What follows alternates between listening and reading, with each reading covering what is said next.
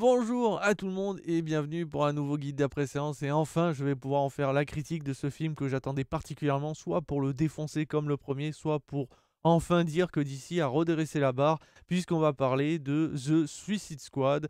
Et non, ce n'est pas la suite de Suicide Squad, c'est un reboot et c'est peut-être pas plus mal puisque de toute façon faire une suite à la pire merde qui n'ait jamais existé chez DC, même l'un des pires films de super-héros de tous les temps, ça aurait été compliqué d'en faire une suite à peu près potable. Là, ils ont décidé d'effacer l'ardoise avec James Gunn à la barre, hein, l'homme qui a fait entre autres Les Gardiens de la Galaxie. Donc on sait qu'il est très orienté humour comme réalisateur et surtout il aime énormément la musique et il y a beaucoup de passages avec de la musique. Alors ça passe, même si je vous avoue qu'il y en a beaucoup trop à mon goût et que je trouve qu'elles servent pas à grand chose, même si elles servent, on va dire, le propos par rapport à la pensée des protagonistes, etc. Je trouve que ça me fonctionne beaucoup moins bien que dans Les Gardiens de la Galaxie, qui était beaucoup plus cohérent, on va dire, par rapport à l'univers de base. Là, ça fonctionne quand même un peu moins bien, mais voilà, James Gunn a voulu faire de son mieux. Il aime les super-héros, ça se ressent. D'ailleurs, il faut savoir qu'il s'est amusé à, entre autres, supprimer un des personnages phares, si on peut dire, du premier film, Captain Boomerang, puisqu'ici, il fait une petite apparition, mais c'est James Gunn et il a décidé de montrer qu'il faut effacer les choses, en tout cas du premier film, de tirer le meilleur parti des super-héros, le meilleur parti de ce que ça pourrait être Suicide Squad avec de l'humour, puisque on sait que DC veut faire du Marvel et ça fonctionne jamais. Mais là, au moins, ils ont un bon réalisateur qui sait que l'humour faut, mais pas trop non plus, surtout avec la Suicide Squad. Et en plus de ça, il y a de la violence, c'est gore, ça pisse le sang, et franchement, bah, c'est plutôt cool. Honnêtement, le film n'est pas un chef-d'œuvre. Je déteste toujours la Suicide Squad, vraiment. Mais honnêtement, si ce film-là avait été sorti en 2016, j'aurais pas été aussi violent, je pense. Très clairement. Parce que là, au moins, on a un film qui est acceptable. Il est potable. On a une Suicide Squad. On s'attarde pas du tout sur tous les personnages pendant 10 plombes, bien que quand même, il y a quand même plusieurs passages où certains protagonistes vont raconter leur vie en mode bon, bah, j'ai vécu ça et ça, pour les développer un peu, mais c'est pas mal parce que même ceux qu'on développe, leur fin est plutôt inattendue. C'est ça qui est intéressant. Le film reste surprenant, mais il garde un petit peu cette trame du premier. Ça veut dire qu'on va avoir une équipe de super vilains qui vont se faire embaucher par toujours Amanda Waller, qui va leur promettre que si ils font leur mission et qu'ils la réussissent, ils auront une peine réduite par rapport à leur peine de prison, mais que quoi qu'il arrive, s'ils la réussissent pas, il faut que soit ils meurent en mission, soit ils se font exécuter par celle-ci. Et si en plus, s'ils désertent, c'est l'exécution grâce à la fameuse bombe. Sauf que là, en fait, ils vont pas se casser les couilles vu que tout le monde a vu, enfin une grande partie a vu le premier film. Ils savent très bien que ceux qui vont le revoir, soit c'est des amateurs du premier, soit ceux qui ont croiser les doigts en mode putain, s'il y a un nouveau film là-dessus, il faut qu'il soit potable. Donc, ils sont partis le voir. Les fans hardcore d'ici, bon, bref, ce genre de personnes. Donc en fait, ils se sont pas cassés les couilles à faire 4 heures de. Alors, donc, on va former la Suicide Squad. Pourquoi? Parce que dans le monde, blablabla. Donc Amanda Waller va essayer de demander des fonds, blablabla, comme dans le premier. Non, ça va très vite, ça enchaîne. On montre que c'est des prisonniers, donc des super vilains, soit parce que ils ont fait des meurtres, tout ça. Derrière, l'injection de la bombe, on va prendre 3 secondes pour la montrer. Ça va super vite. Et honnêtement, c'est ça qui est cool, c'est que ça enchaîne. Et ça évite le blabla. Et le blabla arrive sur le long terme. Vous voyez, c'est pas de suite où on parle, on parle, on parle, on met 30 ans à développer les personnages comme Harley Quinn, comme Killer Croc, comme le mec qui faisait des flammes, là, blablabla. Non, on enchaîne. Et après, on développe un petit peu, voire un peu trop pour certains protagonistes dont on s'en fout. Mais au moins, la fin de certains est tellement inattendue que tu te dis, ça passe en vrai.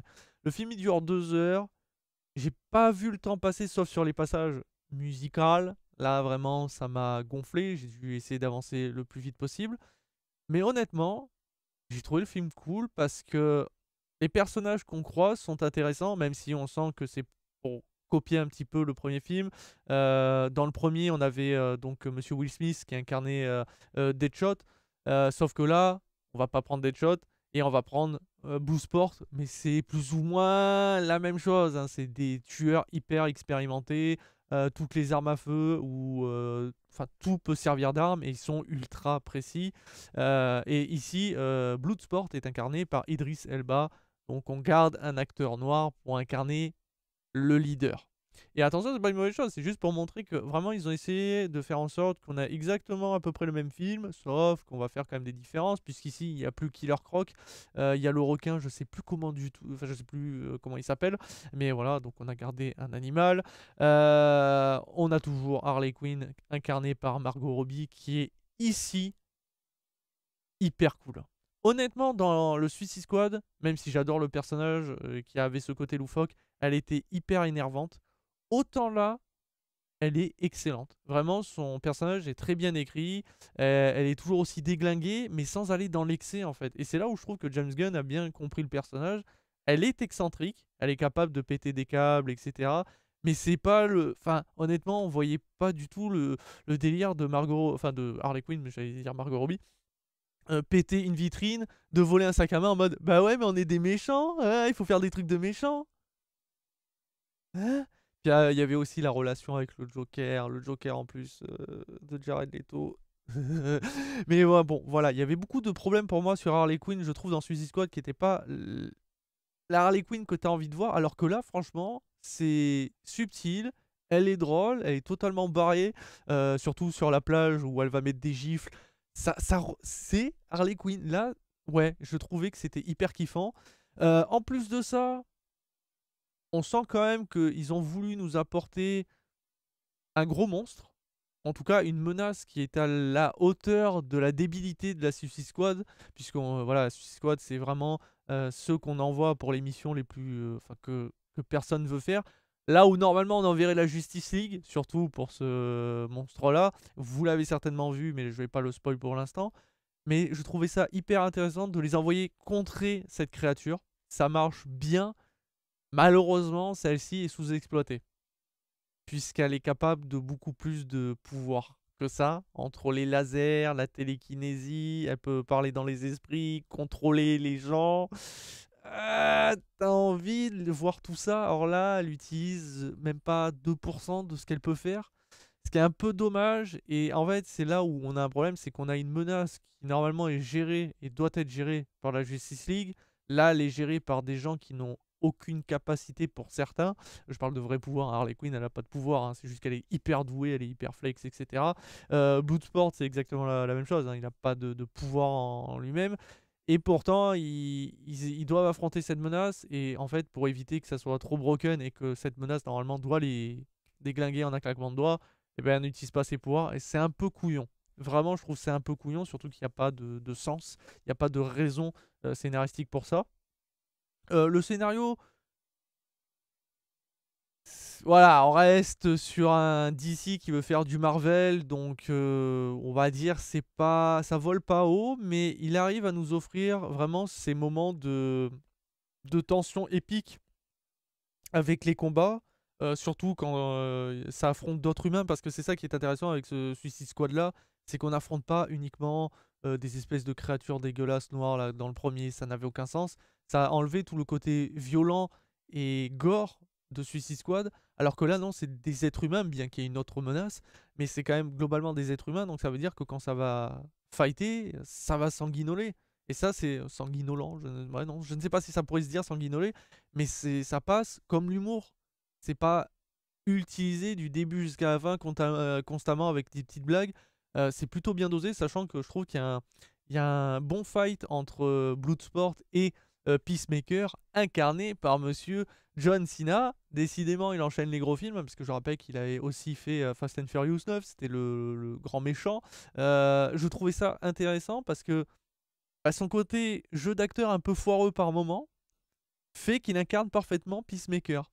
Et en plus de ça, la dualité entre Peacemaker et Bloodsport, qui sont exactement les mêmes personnages, sauf qu'on a un ultra patriote américain qui est prêt à tout faire pour réaliser sa mission, avec un mercenaire qui est prêt à juste faire les choses qu'il faut, quitte à sacrifier sa vie, mais en même temps, il est prêt à ne pas forcément prendre les risques, mais il sait les valeurs des choses et ce qu'il doit faire ou non.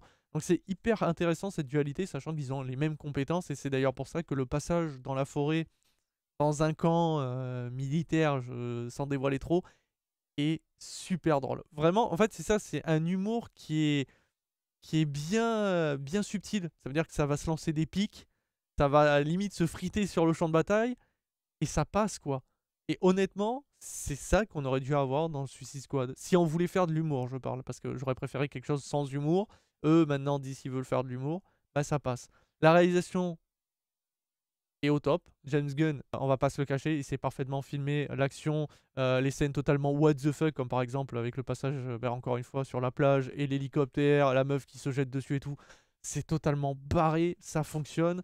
Euh, En fait, c'est ça que James Gunn arrive à faire, c'est que il arrive à montrer une scène qui est totalement barge et humoristique, et qui montre le sérieux tout en montrant cette violence de ce sérieux, alors que c'est totalement con et que tu dois en rire dans la situation. Et pourtant, il te montre que, attends, mais il y a des gens qui meurent, ça se fait découper, ça brûle et tout, mais il te fait rire en montrant la scène d'une manière totalement réaliste. Et c'est ça que je trouve incroyable avec James Gunn. Et là, au moins, il arrive à porter sa patte sans dénigrer le côté réaliste, violent de DC et de Suicide Squad, tout en arrivant à apporter cette légèreté d'humour. Donc oui, clairement, je peux que vous conseiller ce Suicide Squad, même si vous avez détesté le premier, parce qu'ils ont fait un bon reboot. Ça ne veut pas dire que ça sera le meilleur film Suicide Squad qu'on aurait pu faire, très clairement. DC aurait dû faire quelque chose de violent, sans de l'humour, enfin, en gardant peut-être cette touche d'humour avec Peacemaker et Bloodsport, mais sans y aller trop non plus. Bien que le passage, enfin quelques passages avec le requin fait bien marrer, puisque bah, forcément c'est un requin, donc il a l'intelligence d'un requin. Ça fait sourire sans aller trop loin. Personnellement, le personnage le moins intéressant restera le colonel Rick Flag, toujours incarné par Joel Kinnaman. Bon, voilà, c'est dommage parce qu'il était le leader dans le premier. Là, il fait. Là, enfin, leader. Il y avait ce conflit entre justement Flag et Deadshot, donc, avec Will Smith. Donc, c'était eux les deux qui se fritaient. Alors que là, en fait, il est totalement mis de côté et le duel est entre Peacemaker et Bloodsport. Mais voilà, c'est pour souligner quand même qu'il y a des personnages qui sont passés vraiment en mode côté. Voilà, lui, il est totalement à côté, on n'en parle quasiment pas, on le voit très peu. C'est peut-être pas plus mal non plus parce qu'il n'avait pas beaucoup marqué les esprits. Ça fait d'ailleurs bizarre de le revoir là. On aurait pu carrément le zapper. Mais voilà, c'est intéressant. Franchement, je suis assez surpris. Je m'attendais vraiment à plus me faire chier ou à plus cracher sur le film. Sachant que il montre beaucoup de héros qui existent dans l'univers d'ici, beaucoup de méchants aussi. C'est plutôt une bonne chose. Honnêtement, c'est plutôt une bonne chose. Donc voilà, je vais pas dire grand chose de plus, à part pour moi l'un des défauts majeurs étant la musique. Mais bon, ça, de toute façon, c'est James Gunn. Et si ça passe dans Les Gardiens de la Galaxie, ça ne passe pas sur Suicide Squad. Je vais quand même vite fait faire une petite partie spoil pour, entre guillemets, souligner le méchant. Et vite fait parler un peu plus de certaines scènes qui m'ont marqué. Donc voilà, je vais faire une partie spoil tout de suite. Voilà. C'était le temps que vous cliquiez sur pouce rouge, tout ça, écrire votre commentaire, mettre la pause ou mettre la croix. Donc la partie spoiler. Donc le grand méchant, ce n'est autre que Starro, le conquérant, donc cette fameuse étoile de mer qui vient de l'espace et qui va de galaxie et de planète en planète pour, comme un parasite, contaminer la planète, récolter des ressources, grossir, parce qu'en fait quand elle récolte des ressources, elle grossit et elle peut se multiplier, c'est un de ses pouvoirs. Donc en gros, elle lâche des milliers de petites étoiles de mer qui se collent sur les visages ou sur les créatures, et après en prend le contrôle. Et malheureusement, c'est que Starro est mise en avant, mais pas trop, puisque bah, en fait, il n'y a que la Justice League qui peut vraiment l'affronter. Donc des mecs qui ont des super pouvoirs comme Superman, Batman, tout ça. Enfin, bon, Batman n'a pas des super pouvoirs, mais il a la technologie. Il y a Wonder Woman, Green Lantern, tout ça, qui peut vraiment affronter une telle créature. Alors que là, bah, on envoie Bloodsport, Peacemaker, Flag, t'as Harley Quinn. Le seul qui a un vrai pouvoir qui peut neutraliser potentiellement Starro, c'est Polka Dotman, celui qui a des petits pois. Et en gros, il peut lâcher des pois, des espèces de confettis. Et au contact, ça brûle tout, ça peut tout détruire, et ça peut détruire potentiellement Starro. Il y a que lui qui pourrait vraiment lutter parce que Ratcatcher 2, celle qui a les pouvoirs de contrôler les rats, ne sert pas à grand chose. Même si le mec, le requin, qui est l'équivalent d'un dieu requin et qui a une super résistance, ne peut pas vraiment affronter Starro, fait que c'est pour ça qu'ils ont limité ses pouvoirs. Il n'a pas ses lasers, il prend pas le contrôle, il peut pas utiliser sa télékinésie en mode balancer des objets, ce qu'il aurait dû faire. Ce qui rend le combat frustrant, parce qu'en réalité, il est juste là, limite, pour faire Jojo. Et c'est dommage parce que une telle bête, t'as envie de le voir tout détruire sur son passage, vraiment tout retourner, et que les autres ont du mal, et que, en gros, ça montre que la Suicide Squad a ses limites. Et ça aurait peut-être été intéressant, et je pense que ça aurait été même plutôt cool et intelligent de montrer que la Suicide Squad va tout faire pour l'affronter, mais n'ayant pas la puissance, vont se faire déboîter, et que derrière, tu vois la Justice League ou des membres de la Justice League débouler, tuer Starro, et derrière remettre en question la Suicide Squad. Et pour que derrière, s'il y a une Suicide Squad 2, devoir aller chercher des criminels encore plus puissants, si ce n'est peut-être tellement dangereux qu'ils seraient incontrôlables, même en leur plantant une puce, enfin une bombe dans le cou. Et là, ça aurait été pour moi très malin, ce qui aurait mis en valeur vraiment Starro et la Suicide Squad, mais qui montre la limite d'avoir des gens qui n'ont pas forcément de pouvoir, donc des méta-humains sans pouvoir. Parce que Harley Quinn, tout ça, ne pourront jamais affronter Starro en réalité. C'est impossible. En tout cas, dans l'univers d'ici.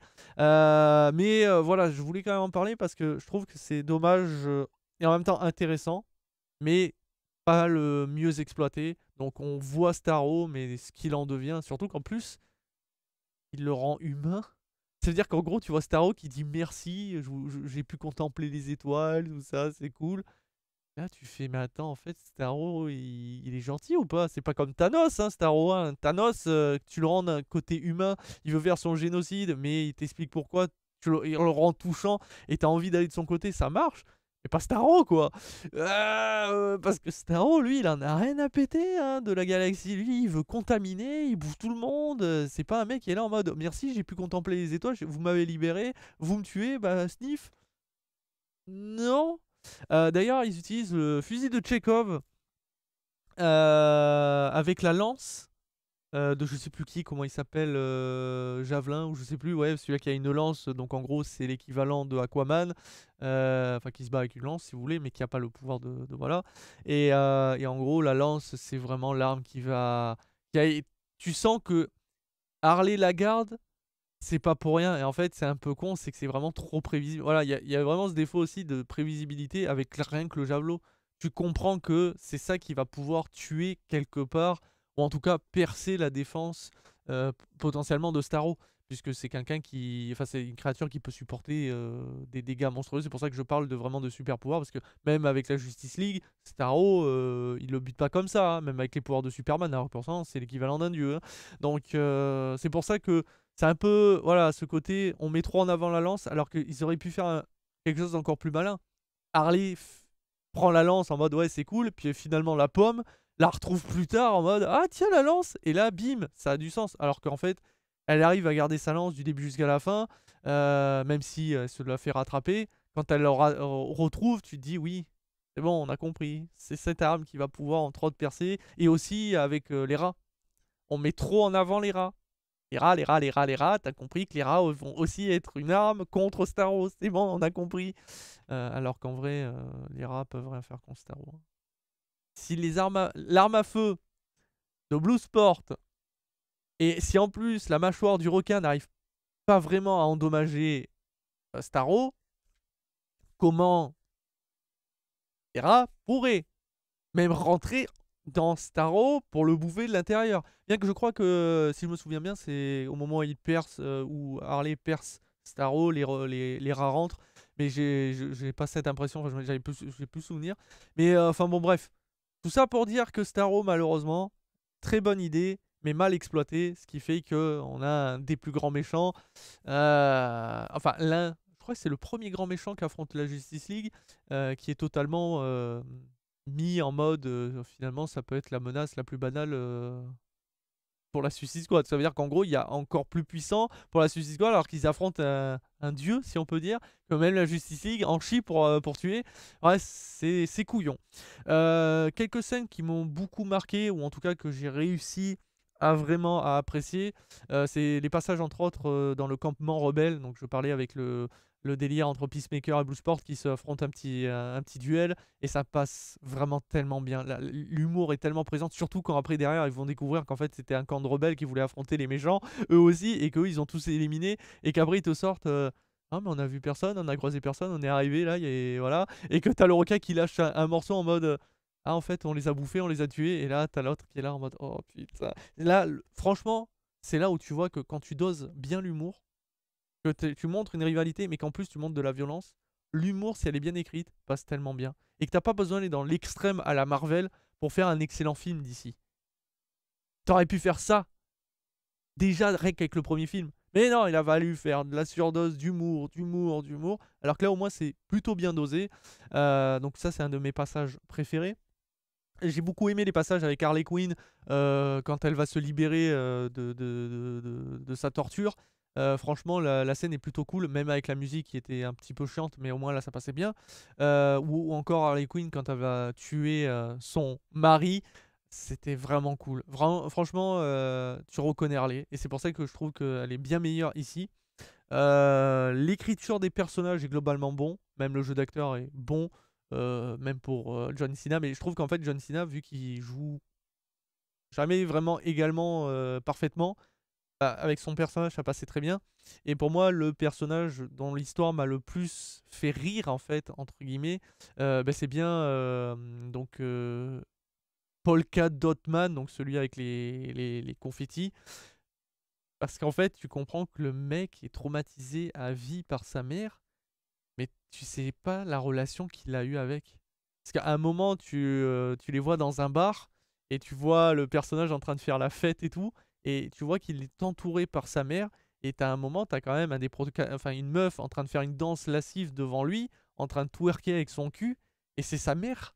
Et lui, il est en mode yeah! Et en fait, tu comprends que il veut la fumer, et en même temps, il y a un amour très... Voilà. Mais en tout cas, j'ai trouvé le personnage pas attachant, mais bien écrit. Après, on développe pas plus le requin, dans le sens on n'essaie pas de sortir un background de fou. Mort de rire pour Boomerang, hein, bien fait pour sa gueule. Et c'est là où j'ai trouvé que c'était très malin de la part de James Gunn de tuer. Alors, je sais pas si c'est lui scénaristiquement qui a pensé à ça, je vais pas vous le cacher. Mais en tout cas, c'était malin de faire tuer James Gunn, de faire tuer Boomerang. Pour vraiment effacer, pour dire c'était de la merde, Suicide Squad, le premier film. Donc, on fait table rase, on le fait tuer ce personnage de merde qui n'a servi à rien dans le premier film. Et c'est vrai, alors que pourtant, c'est quand même un personnage connu. Mais là, bim, on le tue et on met d'autres protagonistes. Et ça, c'était intéressant. Bien que de toute façon, on pouvait pas tuer Harley Quinn puisqu'elle fait partie de la Suicide Squad. C'est quand même une des personnages principales. Donc, on peut pas la fumer. Mais Captain Boomerang, on peut s'en débarrasser. Et c'était une très bonne chose. Et ça m'a fait beaucoup rire, surtout la manière dont il meurt. Franchement, le début du film est assez brouillon. Il va à 1000 à l'heure, on te montre une première équipe, puis derrière on te montre une deuxième équipe, après on fait un flashback pour revenir en arrière pour t'expliquer comment ça se fait que ça s'est passé comme ça. C'est intéressant. Même d'ailleurs Amanda Waller qui se prend un grand coup de club de golf est pas à mourir de rire, mais fait bien sourire parce que ça montre bien que en fait Amanda Waller c'est la seule qui est starbée dans cette Suicide Squad en fait. C'est elle qui devrait être dans la Suicide Squad. C'est elle qui devrait aller au front, tellement c'est elle qui est barjo et qui est psychopathe. Et que si son équipe la soutient dans le délire, ne va pas aller non plus jusqu'à faire des trucs totalement cons. Comme par exemple éliminer toute l'équipe parce qu'ils veulent pas revenir en arrière et qu'ils veulent plutôt affronter le danger. Donc voilà, il y a de très bonnes choses. Il y a des scènes vraiment spectaculaires. Les effets spéciaux sont hyper réussis. Surtout le coup de la tour géante qui tombe. Et ça donne une scène, pardon, excusez-moi, hyper épique. Enfin, franchement, ça manque pas d'épique, ça manque pas de tension, ça manque pas de bonne écriture, de bonnes blagues. Le film est globalement très bon en fait. C'est dingue de se dire qu'on a un premier film qui est une purge monumentale à regarder et qu'on a ça.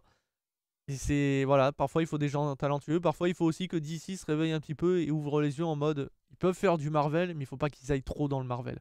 Marvel, ça marche, ils ont fait leur sauce, ils peuvent continuer pendant des années.